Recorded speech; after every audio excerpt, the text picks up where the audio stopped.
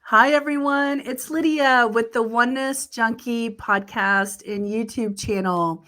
And you know what my channel's about? It's all about highlighting individuals, businesses, nonprofits that are doing their part to make the world a better place. And today I'm sitting here with my guest, Fernando Diez from Quasar Expeditions. Hi, Fernando. Hi, Lydia. Thanks for having me.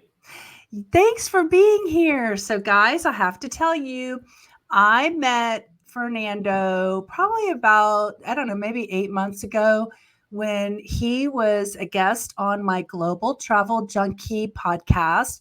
Subsequently, we did another episode in May. And so we did Quasar Expeditions goes to Patagonia, excursions in Patagonia, and also has a yacht, a private luxury yacht that's very intimate. And they go around the Galapagos for us, like a 7 or a 14 day. He can correct me, but that's how I remember from the episode. That's So, right. the reason that I asked Fernando to come on to today's show of the Oneness Junkie podcast is because Quasar Expeditions is an amazing company doing amazing things to make the world a better place. So Fernando's going to tell us all the organizations and all the support that they give to Mother Earth and all of Mother Earth's creatures and how they're being eco friendly and sustainable for the future and for now in order to protect our future. So I'm going to ask Fernando if he would give us a little background, like go back, tell us about Quasar, how Quasar got started, and then we'll dive in after you do that into all the things that y'all are doing that I want the world to know how y'all are helping the planet. So take it away, Fernando. Excellent. Well, thanks, Lydia. Thanks for the quick intro.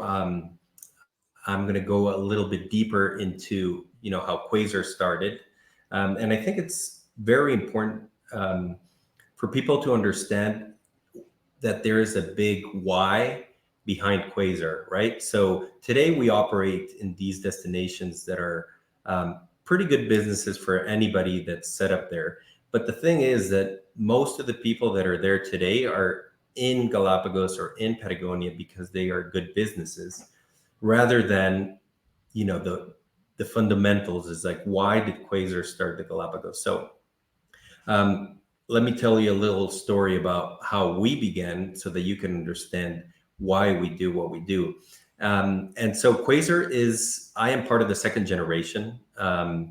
In myself and my two brothers are working in the company, but it was actually started by my parents in 1986. But it goes back even further to 1969, when my mother was just 16. She had heard from her biology professor about this magical place called Galapagos. She's Ecuadorian. And so she somehow convinced her parents and with another group of friends, all girls, to let them go to the Galapagos National Park. So back then, there was no tourism. There were very few people living in the islands, and there was this old Navy warship that had been sort of like refit into a cargo boat that would take provisions to the islands once every about 10 days. So they went on the ship. The accommodations were horrible. If you go to our website and you go to the About Us section, you can see the photos of this ship. This old Navy ship. The toilets were basically buckets that they had to use. My mother said it was so hot, in the crew quarters where they slept, that they actually spent most of the time up in the top deck, getting as much sleep as they could in that 3-day journey from Guayaquil out to the Galapagos. So the journey was horrible. She doesn't lie about that part. They dreaded it. Some got seasick. It was hot. It was uncomfortable. But they ended up arriving to this magical place. And the people from the Navy boat basically took them. They allowed them to disembark in one of the islands. And while they, handed over the provisions that they were bringing to the port towns, they would let them wander off freely in these islands that they dropped them off. So back then, there were no trails, there were no guides. So it was just, we say, No girls rules. versus wild, no rules. They were free to roam everywhere. And what they saw and what they experienced there, which I'd like to think is very similar to what Charles Darwin himself experienced centuries before, just this pristine nature, no contact with humans, seeing people for the first time, and the impression that one gets when that happens in a place like Galapagos is truly magical. So my mother, the fact that the iguanas would run up to her to see what she was up to, that the sea lions would also rush up to them curious to see what they were doing, that the birds would not move from their nests on the ground when they were walking. They would just look at them, and all the animals were not afraid at all. And so that really captivated her mind. And since then, she was never able to take the Galapagos off her mind. And so this was when she was 16. And when she was 24, she met my father, and the entrepreneur that he was. When my mother took my father out to the Galapagos for the first time, he also fell in love with the place. And he said, let's find a way to make this a permanent part of our lives. And that's how Quasar started. It was the first intimate yachting operation in the Galapagos Islands. There was already one other cruise company in the islands, but it was a big ship. And, you didn't even have private bathrooms. There was no air conditioning. And they said there has to be a more comfortable way to experience Galapagos. And that's really how Quasar started. And they realized then that it was through tourism that these islands could be protected.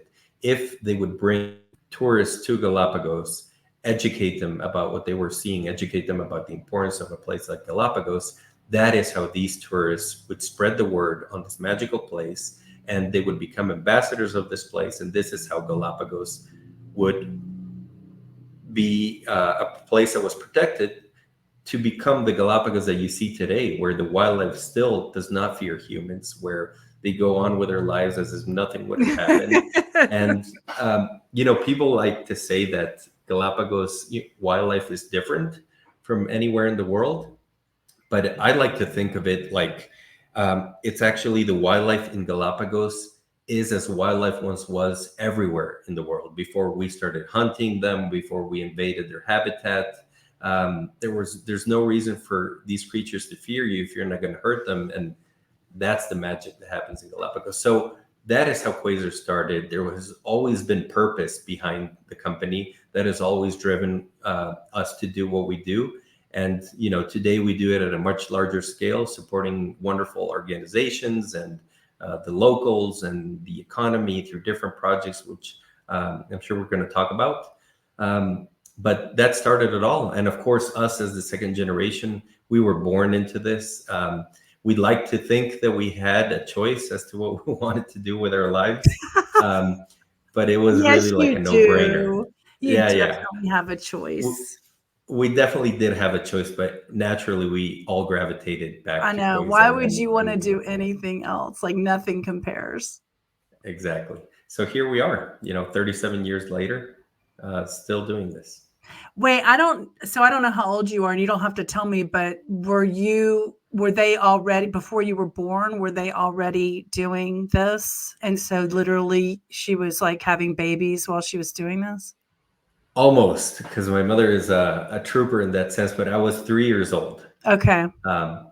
When Quasar started. So yes, we were like really young, and it was my two parents. My father basically handled the operation and finances, and my mother was the commercial motor for the company. She did like all the sales and marketing by herself. For maybe somebody listening here who has met my mother, like she has one of those personalities where, they're magnetic. And so for her, it was easy to, convince people that the Galapagos is a magical place. She would tell her stories. She would meet travel agents from all over the world. And quickly, Quasar became, the most sought after company in the Galapagos. And the word started spreading. And back then there was only one flight out to the islands. Today you have about 5 daily flights. And back Wow. then there was one weekly flight. And today, yeah, you have about 8 or 10 daily flights. So you can imagine how difficult also it was to operate in Galapagos. There was no electricity in Galapagos. So whatever cargo you took and boarded on the ships, that was what you had. So, fresh fruit and vegetables, as my mother would say, would last until it lasted in the week until the next flight. So maybe, halfway through the week, no more fresh fruit. But you could also dive down and get fresh lobsters right from the boat. And so there were, you compensated. Right. But it was a magical beginning. And of course, travelers back then were very, very adventurous. Maybe one day we'll be able to bring your mom on the camera with you, and we can have the audience meet her as well one day. She sounds like a wonderful woman. So let's dive in. We're going to spend the next probably 15 to 20 minutes talking about all the ways that Quasar Expedition is contributing to making the world a better place. So let me, do you want to just touch on what y'all do, like that that you have the yacht, and then you also have the eco? Why don't you tell our audiences what are these expeditions that y'all are doing, and then we'll go into how you're sustainable doing these expeditions. Yeah, of course. So as I mentioned, what started it all was the Galapagos. Today we run 2 luxury intimate yachts. One is the Grace for only 16 guests, and then the other is the Evolution for only 32 guests. So they're very small yachts. We do this on purpose to leave a very light footprint. Small group travel is the way to see the Galapagos. In addition to this, the Galapagos belong to the country of Ecuador. So in Ecuador, we also offer a variety of services. Whether you want to explore the Amazon jungle or the Andes highlands, the Avenue of the Volcanoes, we offer all of Ecuador too. And then I am based in the south, in the country of Chile, in Santiago. I moved down here about 12 years ago to start Quasar's Patagonia programs. So we do pretty much the same philosophy that we have in Galapagos of this small group, really unique type of travel, very immersive. We do the same thing in Patagonia. We explore both Chile's Torres del Paine National Park and Argentina's Los Glaciares National Park. It's land-based, though, down here in Chile. And just like with Ecuador, the people that visit Patagonia with us also see other parts of Chile. And so we offer trips to the Atacama Desert, Easter Island, and the central wine region, you name it. I didn't know that. Maybe we'll have to have more episodes on the Global Travel Junkie channel. I'd like to learn about Easter Island. So that's amazing. Yeah. So with travel in these remote, very fragile destinations comes a lot of responsibility too, right? We want, Mother Earth was kind enough to give us these jewels that we can take people to. It's our responsibility to protect them, for us, for kids, for the world to really see. And I'm happy to say, I'm happy with the efforts that are going on in the Galapagos and in Patagonia in terms of protection of wildlife, the local communities, making sure that tourism contributes and just doesn't take from the destination.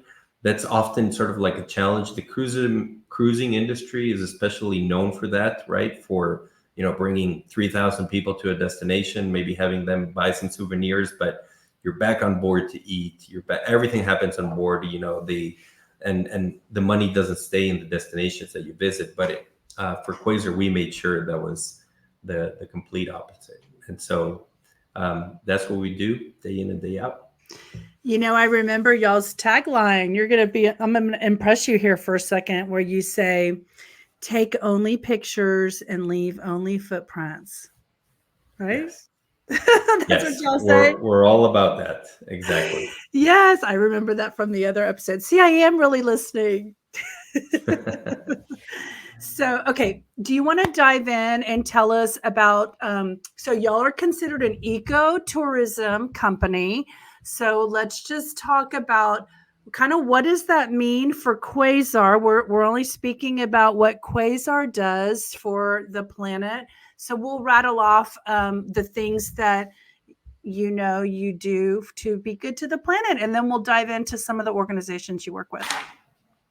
Great. Yeah. So, at Quasar, we like to divide our responsibility into three pillars: social responsibility, environmental responsibility, and then economic responsibility. So, these three pillars are the basis for everything that we do to be a sustainable company and to, give back to these destinations and the people that live in them.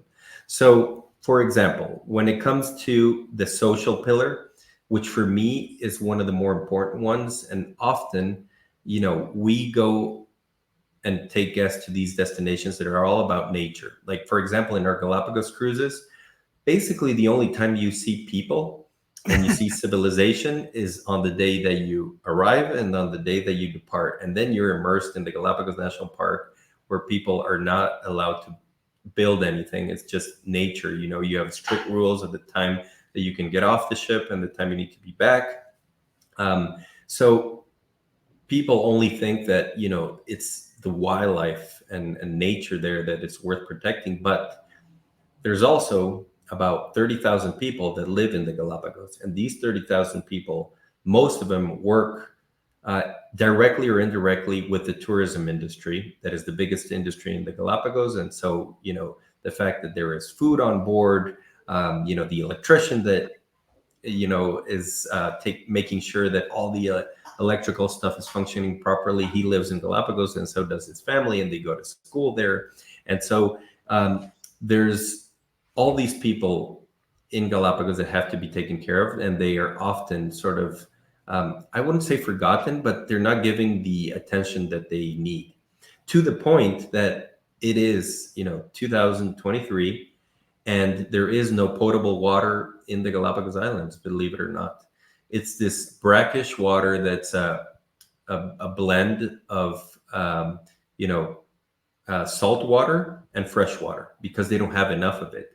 So, you think about that, and there, in Puerto Llora, of those 30,000, about 20,000 of those people living there, and you really wonder, have companies and has the government really paid attention to these people and the living conditions? And it's extremely costly, right, to make sure that Galapagos has potable fresh water. These islands are volcanic. It doesn't rain much, so they can't rely on rain for that water. It needs to be extracted from the ocean, and with that, these salinization plants. But they're extremely expensive at that scale, and the government has never had enough money, for example, to build a plant at that scale. So the people live in those conditions, which are not bad, right? But you can't drink the water from the tap at all in Galapagos. So it's bottled water that has to be brought in from the continent. And what we were talking about, Lydia, all the plastic waste that is produced because as a result of not having potable water is huge. And there aren't big enough recycling plants to deal with that plastic waste. And so the social pillar for us is extremely important, because it's sort of like the forgotten part of Galapagos. And we do a lot. We support the Boy Scout projects of Galapagos. There's this guy by the name of Carlos Gil who heads the project. And he has all these kids that help clean up beaches, and they help on several projects, mainly with environmental and waste cleanup in the Galapagos. We donate computers to them. They receive basic environmental education in addition to the schooling that they have in their normal schools. But it's a great project, and you can find that on our website if you want to read more about that. Also, there's a school in Puerto Llora for the disabled children of Galapagos, that has been underfunded for a long, long time. And Quasar sort of, we took it under our wing, and we actually, a lot of the profits from the trips that people take with us go to support these schools, to make sure that these kids have enough teachers, that these teachers are well qualified and prepared to deal with the children, and the different disabilities that they have. We do the Christmas at Sea departure, where we take these kids out to sea at Christmas, because many of them have never been out to see the islands that they call their home. They only know the island where they were born, and they haven't seen that magic. So we do that every year. That's going to happen, in a few weeks again. We also have we support the hospitality school in Galapagos, where we let the kids that are interested in going to the hospitality business, be trained by our chefs, by our cabin boys if they want, by our bartenders. And the goal here is that most of these kids are the sons and daughters of fishermen, and we want them to go out of that industry, right, and go into the hospitality business and work on ships and not work in the fishing business. That is an issue in Galapagos because of the lack of having regulation. more options. Yeah, exactly. And so that's what we do on that one pillar, the social pillar. And it's extremely, extremely important that we take care of these people, because as I said, these kids, they are the leaders of tomorrow in Galapagos. They will be the ones sitting at the head of the Galapagos National Park. And if they know, understand, love, and protect the place where they were born, we are in good hands. And so getting these kids... And so are the islands. Exactly. And so getting these kids, with the right education and the right support that they need. The final thing I didn't mention there was the problem with domestic abuse. Yeah, I was trying thinking to about end that. Yeah, funding different projects that are there to help, women that are suffering from domestic abuse or children, to these centers that really help either relocate them or deal with the problems depending on the seriousness of the problem at home. But it's a big problem in Galapagos. And nobody talks about that, right? So you have to get in deep. You have to be part of the community to understand that. And that's definitely something Quasar has done. And I would say that some of that, like, to give a little bit of a grace on that subject, is the stressors that people go through in life. If your stressors are so high, you have lower tolerance, and then anger and frustration and abuse comes out. So kind of like what my channel is about, which is, when we heal ourselves, we heal the world. This is an aspect of that, as the education level can increase regarding domestic abuse, and finding new tools, having educators teach new tools for handling stress and stressful situations. It can minimize the ways we react to things based on how we learn how to maintain our own nervous system, so we don't have to take it out on someone else, right? Yeah. And there's often a misconception, these people live in paradise in Galapagos. Is, what stress is there? But on the contrary, these small places where there's nowhere to run to, nowhere to go. The towns are very small. The rest is national park that you can't even go, even if you wanted to. So they're kind of confined. Illegal. Exactly. Very, very confined. Yeah, and they don't have water. Oh my God. Exactly. And with little opportunity to actually, go out and see the world, unless they are equipped with the right tools. And that's what Quasar wants to do for these kids. Yeah. Are there school? I mean, you talked about the disability school, but how are the schools like? Are the teachers like helping them get educated? Are they using the internet to learn things? I mean, what's the... How is technology helping them? Yeah, the internet is extremely slow in the Galapagos. Elon Musk's Starlink program has been a huge help in the Galapagos. Good. Sped up internet service. Shout out to Elon. He's in Texas. I live near he's Austin. Listening. Yeah, exactly. So things like that are just a huge step forward. Getting these kids better connected. The schools in Galapagos, I would say, are relatively good. Perhaps they lack a little bit of quality with teachers. That is a project that Quasar is getting into, is actually bringing teachers on, maybe for a couple of months at a time to help in different schools as sort of like these... like an exchange program for teachers. Exactly. I study at the University of Notre Dame, and I've been in close contact with them that maybe, the recent graduates from maybe the English majors and things like that could come to Galapagos, teach English for 5, 6 months. We provide housing, food, and everything, and just make sure the quality of the education improves. I could see Gen Z getting in behind something like that, right? Because they're all about Yeah. the environment. I could see them starting out that way. That's super cool. Yeah, there's a new nonprofit we can try to figure out someone needs to create Yeah. for teachers. Okay, tell us some more about the pillars. All right. So then moving on to the environmental pillar, this is obviously a big one for the Galapagos. Um, we became single-use plastic free about 6 years ago. That has been a huge help for the Galapagos. A lot of cruise companies are on that path. Some of them are already there, others are not. But yeah, the amount of waste in the form of plastic that was created by these single-use packaging is just horrible. And today I can't help myself. I go in there and you see toothpaste inside of a box. Why is it inside of a box when the tube, it's a perfect package, Extra. right? Everything's extra. And so in Galapagos, we actually have a food processing sort of kitchen in the mainland that deals a lot with the packaging, and a lot of that comes already packaged differently by us to reduce the waste that is produced. Again, that was also part of this World Wildlife Fund Zero Waste initiative that you and I talked about in that other episode. But basically, we partner with the World Wildlife Fund's chapter in Galapagos to reduce the food waste that was generated from our trips. Our ships, breakfast and lunch are served buffet style, and then dinner is a la carte. The amount of food that was going to waste on the buffets was incredible.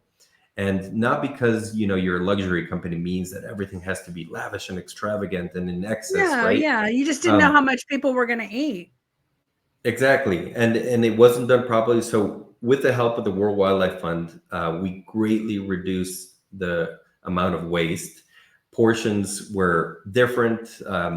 Things as basic as plate sizes. Without nobody was going hungry, but it was just people were really serving the amount of food that they were going to consume. And a really important part was educating them about food waste at the beginning of the cruise. And so, in the end, after all this project was done, we reduced the food waste from our ships considerably. So, it was not only an amazing thing for the environment, but it was also economically for us. We were spending so much less on food. And these special chefs that the World Wildlife Fund brought to train our chefs on reusing leftovers, not leftovers in people's plates, but leftovers like from the buffet that have been untouched, and repurposing them for a different menu for the crew, where the crew felt that they were eating something new and delicious, and not feeling like they were fed leftovers every day. It worked wonders. The crew was really happy, and then the amount of waste was Yeah. Like too many incredible. bananas or some that kind of got too brown that no one would pick. You make banana bread. Exactly. And displays like fruit displays and breakfast, like the carvings that our chefs are very talented at that, and then turning those into juice or sauces and things like that. It was just, Yeah. um, I love they, it. they got very creative. Yeah. Yes, I know. I love all that. That's like my world. I love sustainability. So, okay, so did you talk about everything related to that pillar, or is there anything else about that pillar? On the environmental pillar as well, we donated a couple of biodigesters to the school for the kids with special needs. I don't know if you've ever seen a biodigester, but they basically decompose organic waste, anything from fecal matter to banana peels, whatever you want. Yeah. And it's kind of like these big bags, and they produce a whole lot of methane, and that methane is being used for the stoves of the school and for the gas powered water heaters, Wow. because in Galapagos, otherwise you have to bring the gas cylinders from the mainland. So can you Wow. imagine the carbon emissions from the ship that brings all those cylinders to use the gas and then needs to bring the empty ones back? So it's just crazy. So biodigesters are a great solution. We're beginning to test this with the school. We have those in our offices as well. So that's another program. Then just moving south to Patagonia. In Patagonia, one of the biggest areas that needed help was reforestation. There was a huge fire in 2011 where about a third of Torres del Paine National Park burned down. And that gave birth to Reforest Patagonia, the largest reforestation project in Chile to date. And Quasar greatly contributed with that from the very beginning. Every guest that travels with us plants their own tree. So this tree actually offsets in the period of 5 years the emissions from their trip, from everything except the vehicle. And then the emissions from the vehicles are offset through our partnership with the Carbon Fund. They have different projects underway all over the world to which, we give them the mileage of our vehicles, the models and everything every season, and we just help offset that. And then this project is not yet completed, but we are in conversations with Tomorrow's Air. They do something a little bit different, which is they do not carbon offsetting, but carbon sequestering, where they actually take all these excess emissions that are up in the air and they, capture that carbon and they bury it under the earth. And that's how this carbon is actually officially removed from the environment. So while carbon offsetting is great, that is the bare minimum that we have to do, cleaning up our own mess. And then carbon sequestering is going that step further to be able to, do more for, for the environment. And finally, I just want to, on this pillar, make note of two important organizations. One is the Charles Darwin Foundation in the Galapagos. This is a huge and well-established organization that is largely responsible for the protection and the reintroduction of many species. Like they have reintroduced tortoises in many islands that were gone, at the time of pirates and whalers and buccaneers. The tortoises were a fantastic source of food. They could survive on a ship without water for one entire year, and it was fresh meat for the the crew of the ship. So of course, they would stop in Galapagos, stock their ships with the giant tortoises, not give them food or water for a year, and it was amazing. So they actually decimated the population of tortoises in many islands to the point that some of the species from certain islands became totally extinct. Wait, can I clarify? You're talking about grabbing the tortoise and they keep them on the ship, but they don't have to feed them or give them water, and the tortoise survives? For 1 So year. it's like storing their food for over a year and they don't have to keep it up. To do anything. Yeah, exactly. They would just like live. Today we do that. They could just survive for a year without food or water. That is crazy, like evolutionary, ability of a tortoise. Exactly. Like, I don't even know, do people even know that? That's an amazing concept. Exactly. So these tortoises learn to survive in a place like Galapagos, these volcanic islands, barren. Some of them have very little vegetation. So a tortoise needs to be able to survive looking for food for months before it might find some. Now, most of the tortoises now gather in the green areas in the highlands where they have plenty of food, but others don't. And some islands in Galapagos where tortoises live today have very little vegetation. So it's an evolutionary and they only adaptation. eat plants. Is that true? They don't eat anything else? Okay. No. So they're herbivores. Yes. Okay. Got it. The Charles Darwin Foundation has, the Charles Darwin Station in Puerto Ayora. They have the tortoise rearing program and the reintroduction of species. They also fight introduced species in Galapagos that is a huge problem. Goats, rats, houseflies, you name it. These animals that are common in the mainland, they were brought by ships to the Galapagos, and they have really affected the population of certain animals, whether it's eating the eggs of the penguins, the rats, or the feral dogs and cats eating the iguanas, or the sea lion pups. So it's definitely an issue, and the Charles Darwin Foundation does an amazing job. So we have been partners of theirs forever, since the very beginning. We support them greatly, either by making donations or contributions, or by bringing guests. that have, are very well off economically to learn about these projects, and then they end up making a donation. Yeah. And by the way, we're going to have links below in the description for any of these organizations that Quasar supports, that if you would like to support them too, you can have easy access to support these organizations. So, okay, just wanted to mention that. Did you, have you covered the organization that helped the whales? I want you to tell that story. Yep, that was the last one. So the last one I want to make a mention of is the Galapagos Whale Shark Project, and it's just galapagoswhalesharkproject.org. They help monitor and protect Galapagos whale sharks, and they do many things. Among these is tagging the sharks with these GPS systems where they can track their migration patterns, where they are, what these whale sharks are up to. They did only a few months ago the first ultrasound underwater with the Japanese team, which was fantastic. So the first whale shark ultrasound was done in the Galapagos by them. They do aerial surveillance, and they basically make sure that the Galapagos whale sharks are protected. Now, unfortunately, during COVID, because there were no ships circling the Galapagos, no protection. An illegal Chinese fishing and whaling fleet entered the Galapagos Marine Reserve, and they were basically able to freely do what they want for several months. And it was sad because whale sharks normally travel at a certain speed. And one particular whale shark, her name was actually Hope. They had a tag on her so they could track her, right? Tag, yeah. They were tracking her, and her speed doubled in a part of the trajectory, and then the tracking stopped. And this is very clear evidence that the whale shark was caught. It was taken out of the water. The transmitter was removed, but for a while it was emitting a signal, right?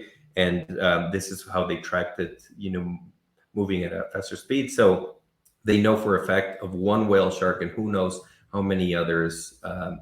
It's not the first time Chinese fishing vessels have been caught in the Galapagos. There was one, and you can check it out. It appeared in National Geographic. I believe it was like 1,000 tons of shark meat and fins were found in the freezers of the ship, illegally caught in the Galapagos Marine Reserve. So that is terrible. And we're happy to support an organization like the Galapagos Whale Shark Project, where today our main focus is to help fund a documentary that's being done about the Whale Shark Project to create awareness and really give them, hopefully, this massive global exposure to really get the project the funding that it needs. Yeah. When is that coming out? It'll be at least another year, but it's in the works. If you want to invite your contacts or the organization to come get interviewed about that launch, then let's do a episode about it so we can bring more awareness on YouTube and on Apple Podcast and what have you. Yeah, I would love it too, because I'm like on the verge of tears. Like, this is so sad for me to hear this. So, to like imagine like all that goes on that we don't even know about, right? There's so much that goes on. It's a harsh reality, right? But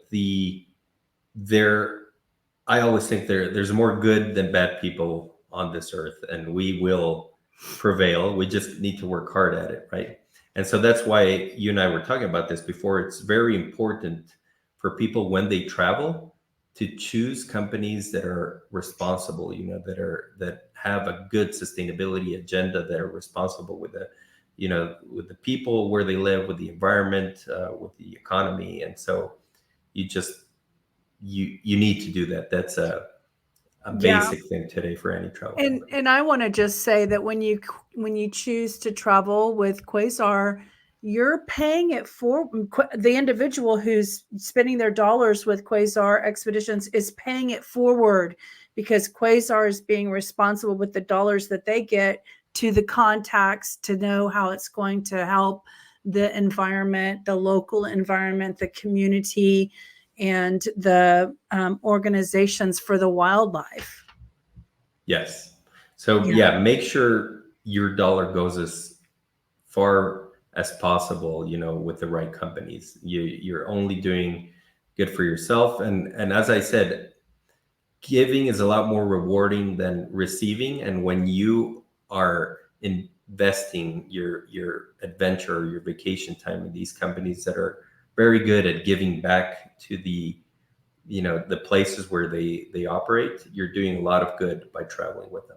Yeah. Well, I love that you were willing to come on and let me bring awareness and highlight and represent. I mean, you're representing these organizations for them on your, episode.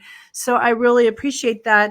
Is there anything that I haven't asked you or that you want to share? And then I will ask you to let everyone know how they can find you and connect with your organization.